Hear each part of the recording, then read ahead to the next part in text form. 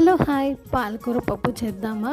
ముందుగా పప్పు వండుకోవడానికి ఒక డాకాలో కందిపప్పు వేసుకొని కందిపప్పు కడగడానికి ఒక గ్లాస్ వాటర్ ఇచ్చి చక్కగా కందిపప్పుని కడుక్కోవాలండి. కందిపప్పుని చక్కగా కడుక్కున్న తర్వాత ఇందులో ఉన్న వాటర్ వంపేసి ఇప్పుడు కందిపప్పు ఉడకడానికి ఒక కప్పు కందిపప్పుకి 3 కప్స్ ఆఫ్ వాటర్ వేసుకోవాలండి. అలాగే చిటికెడు పసుపు వేసుకొని స్టవ్ వెలిగించి స్టవ్ మీద పప్పుని ఉడకబెట్టుకుందాము.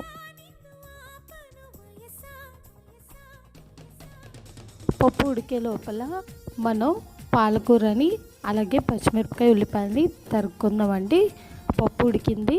ఇప్పుడు ముందుగా తరిగిన పచ్చిమిరపకాయలు, పాలకూర అలాగే సన్నగా తరిగిన ఉల్లిపాయలు వేసుకుందాము.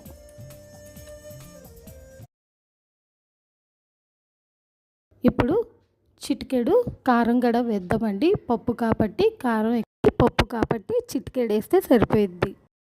మూత పెట్టి పప్పు ఉడికే లోపల ఇంకో స్టవ్ వెలిగించి ఇప్పుడు తాలింపు కోసం బాణీలో ఆయిల్ వేసుకొని అందులో చామినపప్పు, జీలకర్ర అలాగే వెల్లుల్లిపాయలు, 2 ఎండుమిరపకాయలు, కొంచెం కరివేపాకు వేసి తాలింపు పెట్టుకుందాము.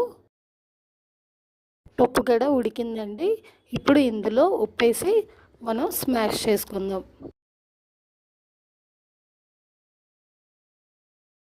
మెదుపుకున్న పప్పులో ముందుగానే రెడీ చేసి పెట్టుకున్న తాలింపు వేసేసి సర్వ్ చేసుకుంటే పాలకూర పప్పు రెడీ అండి.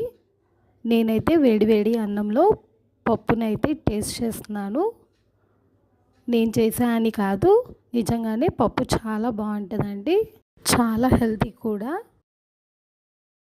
పప్పు చాలా రుచిగా కమ్మగా ఉంది. మరి ఇంకెందుకు ఆలస్యం, మీరు కూడా ట్రై చేసి ఎలా వచ్చిందో చెప్పండి. మరొక వీడియోలో మళ్ళీ కలుద్దాం. Stay tuned for more.